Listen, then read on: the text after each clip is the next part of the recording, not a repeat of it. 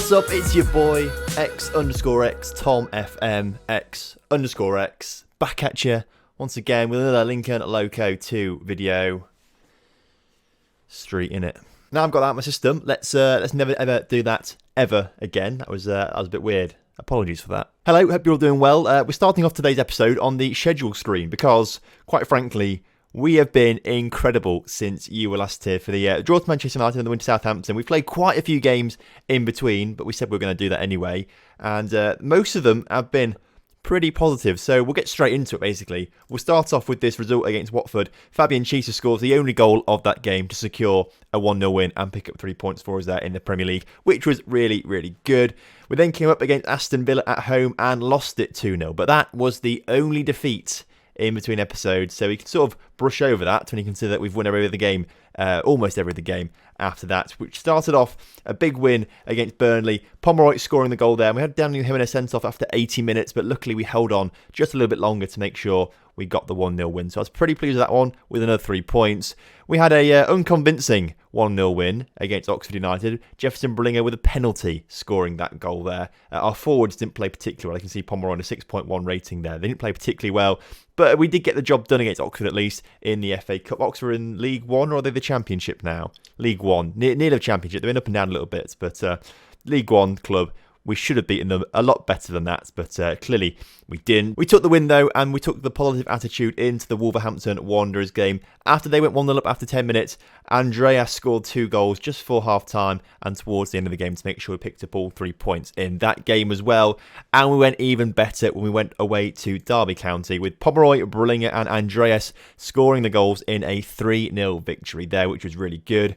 We then had a real tough game against Everton. We took the lead through a Bizu penalty. He's finally got himself on the score sheet once again, but before half-time, Everton made it 2-1 before Michael Pomeroy and Fabian Chiesa scored late on in that game to make sure we picked up another big 3 points before we had Swansea at home in the FA Cup 4th round, and Mirza gave us the 1-0 win there. Fantastic stuff, that. Real good run of games there. Not the most convincing of displays in some of them. You know, the 3-2 against Everton. For a lot of the game, we didn't look like the best team, to be fair. I mean, the Oxford game, for example, that was a real poor result. But we did look convincing in the Derby game, so it's been a little bit of a mixed bag.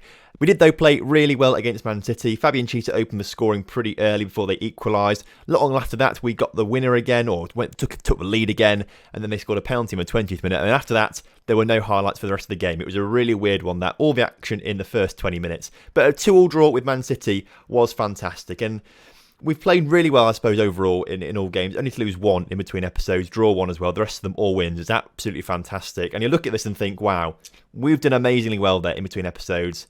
Surely we are going to be well within Europa League qualification. Surely we are going to be maybe even near Champions League places. Well, let me tell you where we are in the table. 8th position. Yep, we're somehow still 8th. It is absolutely unbelievable how we're still in 8th position. Like, how we're not higher, I don't know. And Aston Villa have still got a game in hand on us as well. So potentially they can get even further away from us, which is mental. So somehow we haven't got any closer, even though we've played absolutely phenomenally well.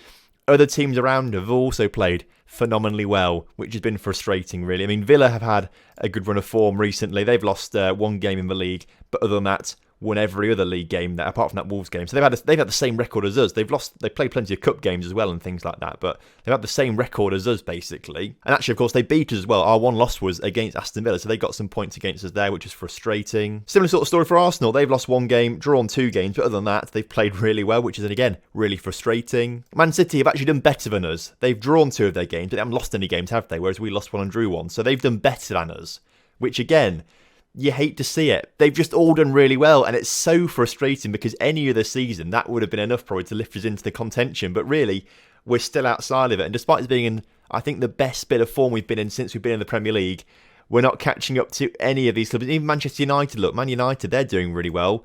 They've drawn 2 of their games in between episodes, and that's that, you know. They're all doing really well, and it's so annoying, but we've got to get used to it. So as we head into today's game against Liverpool, who are sitting second in the table, really, we need to be winning it to keep up with the other teams around us. But I'm not sure we are going to be winning it because Liverpool are a very, very good side. Newcastle afterwards, hopefully, will be the win. But Liverpool coming up first. It's going to be a real tough game. We've had a few injuries as well. Kamara's out, Gustavo's out as well. So 2 key players out of the team as it stands right now. So the starting lineup for this game against Liverpool is going to be Selinkia in goal with a backline of Jimenez, Brilinger, Juliano and Merz. In midfield, we've got Venturelli, Andres and Patrick making a rare start as well in midfield. We've also got Vinicius Jr. on the left to sort of stand in for the injured Luis Gustavo. Chisa is on the right and Pomeroy is going to be starting today. He's played well in between episodes, got himself up to 8 goals in all competitions now compared to the 6 of Marquez and the 3 of Bizu.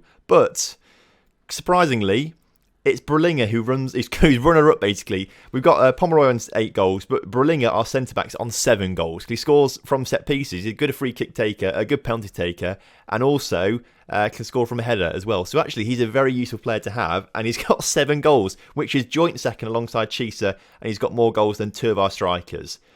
I don't know if you hate to see that or love to see it. You love to see it because it's a defender with 7 goals, but you hate to see it because 2 of our strikers have got less goals than him, which really they shouldn't be doing. So as we head into today's game against Liverpool, we couldn't really be in better form, if we're being honest with ourselves, and I think we're in a great position to get a good result here against Liverpool, but they score within a minute. So maybe we're not in the best position.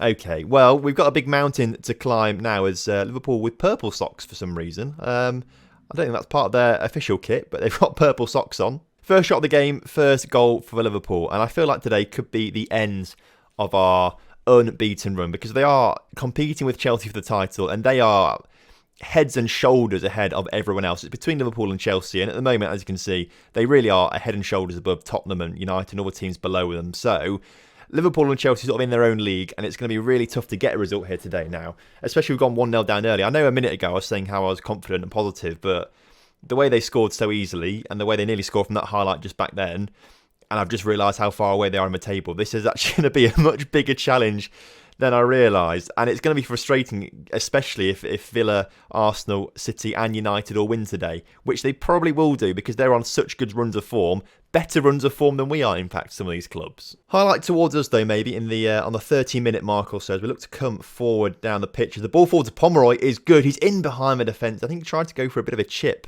on the goalkeeper there, which didn't really come to fruition, but it was worth a try. Well done, lad. Vinicius Jr. apparently quite error-prone today, so we may have to think about taking him off at some point. He's not really been the same player this season. When he has played, he's just not been the same player that he was last season. I think we got the one-season wonder out of him, and then this time around, his actual age has caught up with him, and he's realised, wait, I'm a 37-year-old Brazilian guy trying to play in the Premier League still.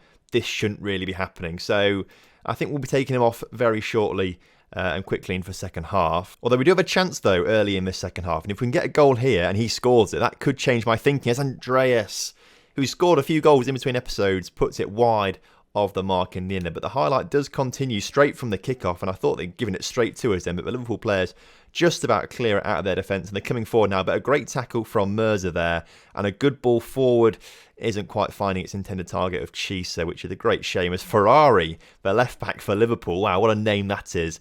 I wonder if he's as fast as Ferrari down the wing. Great tackle in there, though, once again at the back. And we're trying to build once again as Brilinger puts the ball forward to Pomeroy, who's in behind the defence.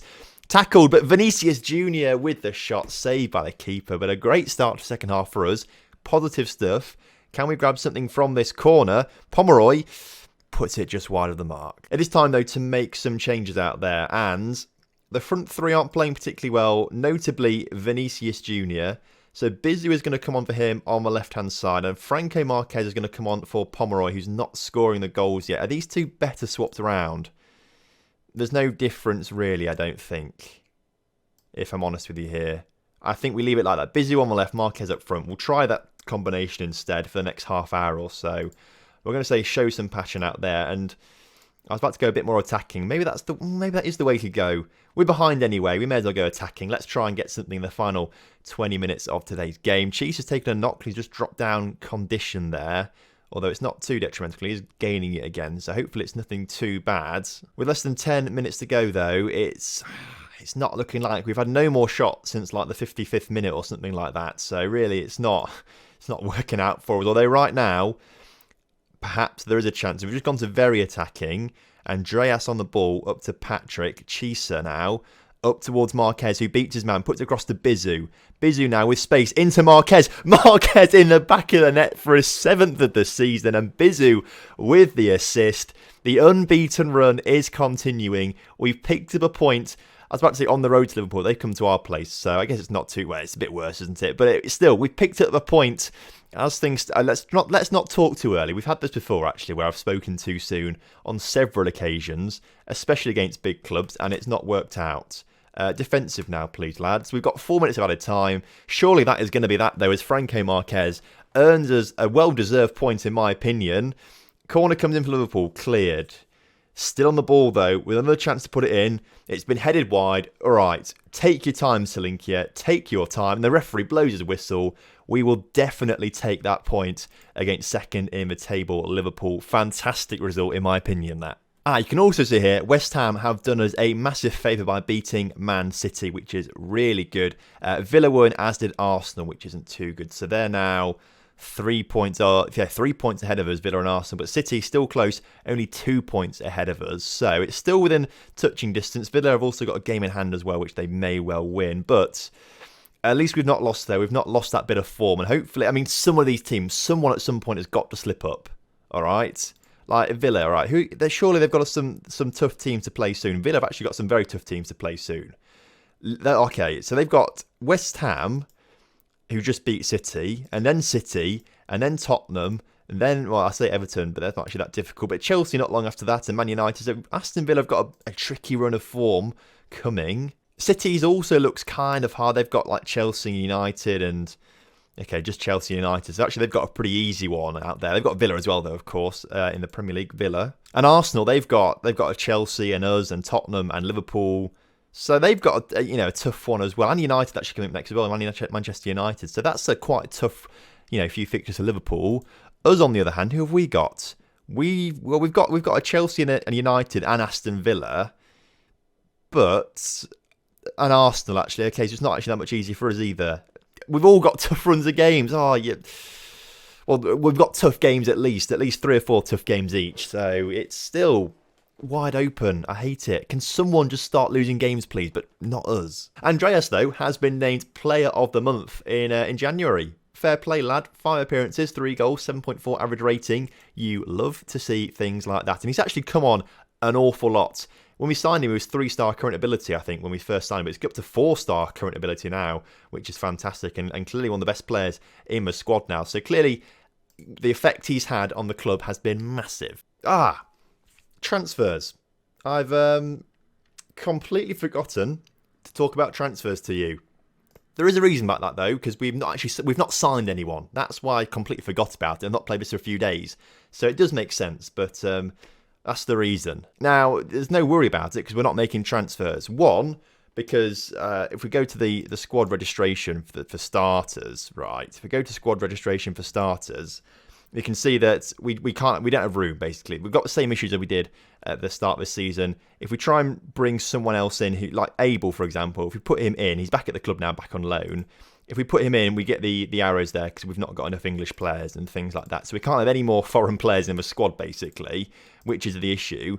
So what I've decided to do, or what I was planning to do, was just sign English players this transfer window. And I gave up, actually, after about halfway through the transfer window, maybe like 3/4 of the way through the transfer window, because, I mean, it's just ridiculous. These are players that want to join us, or supposedly want to join us, and really there's not that many great ones there. But if we search by players with potential, but even not that great potential, really. So we'll get this guy, for example, goalkeeper. He could be 5-star potential, but he only could be 3.5-star potential. So he's not really going to be that good, maybe. You never quite know these sort of things. Valued at 13 million, which is an awful lot anyway. But if we go and make an offer, well, apparently I've already bid 20 million, but if we suggest an offer, they want 151 million pounds for him, all right? He's rubbish, and yet that's what they want for him. We can even go down to like... Right, this guy, he is currently 1.5-star current ability, maybe 5-star potential in the future, but he could be 3-star potential in the future. Make an offer. Let's suggest £2 million.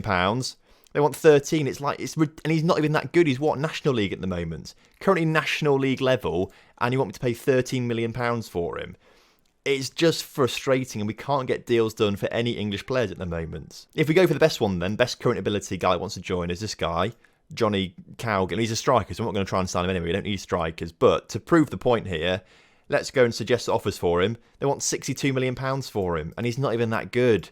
Which is why I've always gone for foreign players, because they're cheaper and better, and we can afford them. But now that we've sort of reached the issue where we've not got enough homegrown players, and we can't really sign any more foreign players because of that, in summer, I'm going to try and save all the money we've got, and I'm going to have to sign 2, maybe 3 English players for a ridiculous amount of money, and hope that we just improve a little bit. That's the issue we've got at the moment. So really, I think transfers are going to slow down a little bit for the next few seasons. It is my fault because I didn't sign any English players, and I never stuck with English players. But at the same time, they were too expensive. We couldn't afford them, which is why we always went to Brazil and brought in half of Rio de Janeiro. As we get to the United game, apparently Fabian Chiesa has picked up a knock somewhere along the way. I must have missed that in meetings and whatnot, in the news and whatever, in my inbox. That's what I'm trying to say. So Marquez will start on the right-hand side of the pitch to replace him, who's on the bench. This guy, Alan Law, who's on loan, he's apparently injured, so he's got to come off. So Prosser will make his way onto the bench, and Luis Gustavo is also going to make his way onto the bench for the injured Chiesa. So Gustavo will probably come on for Vinicius Jr. at some point. Although, actually, he's probably fit enough to play now, actually. So we'll sort them round, and then we've got a good winger on that left-hand side. So they're the changes that we're going to make. Other than that, no more changes. So we're going to go into the Newcastle game and hopefully pick up a vital 3 points. Right, then kickoff is upon us here, again at home today. So hopefully a big result against Newcastle United. We're the early kickoff by looks of things, but it's only us and Newcastle on 27 games now. So don't read into the table too much, because of course other teams have still got to play after this. But we've got a good chance early on as Pomeroy, he does a great defensive clearance there, of all people. He does... Thanks a lot, Pomeroy. Patrick now gets close. Andreas back to Patrick. We're very narrow, but we get it out wide to Mirza, who can put it in to the middle, and it's gone out for a corner. To win the ball back from a Newcastle throw-in, and Pomeroy plays it inside to Luis Gustavo, who comes to have his shot, but puts it over the bar. I can already feel that we're going to have all the opportunities in today's game, but Newcastle, 90th minute, one shot on target, back of the net, they win it 1-0. I can feel that coming. We are definitely being affected by the lack of goals this season. No player for us has got more than 10 goals individually so far, which is a bit of an issue, especially when you consider our goal difference. It's only plus 14, and all the other teams that we're trying to be competing with have got like plus 23, plus 24, plus 25. Newcastle United have got a goal, and we're down to minus, or plus 13, not minus 13, that'd be really bad, but plus 13 now, so it's not the end of the world, is it? But Newcastle have gone 1-0 up with their first shot on target, as far as I'm aware. You hate to see it, and quite frankly, it's a bit of a wonder goal, really. The keeper probably should have been better, but it's a well-struck ball, I should say. At the start of the second half, we're going to go very attacking to start things off. I want to get the win done, show some passion, very attacking. If we can't be scoring goals here today, then it's a real missed opportunity for us. And considering how good everyone else is in form-wise, and all teams above us, we can't be losing points to Newcastle. And we're coming forward, Pomeroy on the ball, Luis Gustavo on the ball. It's turned in as an own goal in the end. I'm not quite sure how we've managed to make that work for us, because the players all messed up completely. The pass to Pomeroy wasn't brilliant. Pomeroy's positioning then wasn't brilliant either. And Luis Gustavo had to rescue the pieces there. The pass was behind Pomeroy. His shot was not very good in the end. And we got very, very lucky there as Gustavo keeps the ball in play. His cross was going to no one. We've been extremely lucky there. But a great way to start the second half for us, back on level terms. Even if we only win 2-1 now, I'll be happy, but we need to get some goals. Free kick for us now with Marquez putting it into the area, but cleared by the first man pretty much. As he retains possession, plays out to Juliano, who can play it into brilliant. Why are our centre-backs playing at left-back at the moment? Both of them, which is a bit weird. Andreas, though, what he's been doing so brilliantly recently is scoring goals from the edge of the area, and he's done it again today with his 5th goal of the season, putting us back in front. I'm very concerned as to why Brullinger and Juliano, our centre-backs, are literally playing like a wing-back role here.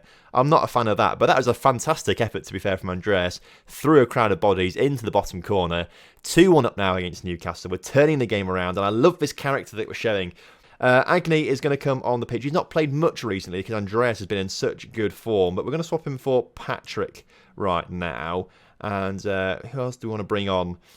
I'm tempted to bring Bizu on for Pomeroy, who's really not played well today. Not in both games, Pomeroy's not played well. After being really good in between episodes, he's not really found his shooting boots, and Bizu has got to have a chance. Although Bizu is probably going to be sold in summer, on the grounds that he has been awful. He's been probably the worst signing that we've made, I think. He's really been atrocious. And I hate to say it, because I put a lot of faith in his signing, but we've not gone well, we've left it on ultra attacking. You hate to see it when that happens, don't you? Oh, you hate to see me forget to take off ultra attacking. I'm meant to take. There's no point me trying to excuse it now. You just come to expect it. I just forget and don't bother doing it. Well, at least we're on it now, so we can go attacking to get another goal in today's game. Show some passion out there, please, and please grab another goal, lads. I mean, we'd still be on the unbeaten run, but a draw against Newcastle is not the result we need or want, especially when we need to be catching up with teams ahead of us. It's been cleared by the keeper, but Gustavo puts it in the back of the net. From distance, the keeper came out to punch it. Quickly, defensive. Let's not concede a goal right now. We have got one back. I was sort of thinking we probably would do, but the keeper, I mean, to be fair, he gets distance to the clearance, but Gustavo's shot was absolutely incredible. Are we going to grab another one as we come forward? Mirza now on the ball into Andreas. Back to Venturelli. Venturelli up to Mirza. Mirza to put the cross in towards Marquez. Marquez now on the edge of the area. Cleared. It's not quite going to work out for us. And now Newcastle on the counter-attack with bodies coming forward. Lads, we're on defensive. This shouldn't be happening. Oh, you hate to see games like this. And I think that's going to be that, unfortunately. A 3-3 draw with Newcastle. I mean, we're still unbeaten. We're still unbeaten, but that's 2 points lost there. So we got through the rest of the weekend. Obviously, we had our 3-3 draw with Newcastle, but less say about that, the better. But City beat Watford, which is a bit annoying. However, Arsenal lost to Manchester United, so Arsenal stay within 2 points of us, so that's quite good. Hopefully they'll have a bad run of fixtures. I think we've got to play them still at some point as well, which is quite good. Villa haven't played. I think they've got European football or something like that to contend with. So hopefully the European teams who are playing in European football right now, like Villa and United and Arsenal, I think City as well, actually, hopefully that affects them and they start to lose games because they're so tired and things like that. But something tells me that probably won't happen. Next episode then, we're going to be going for, I'm going to say, West Ham and Arsenal. Two teams that could cause us a little bit of trouble, especially because Arsenal are a team that we're going to be competing with. That's going to be a good game to do.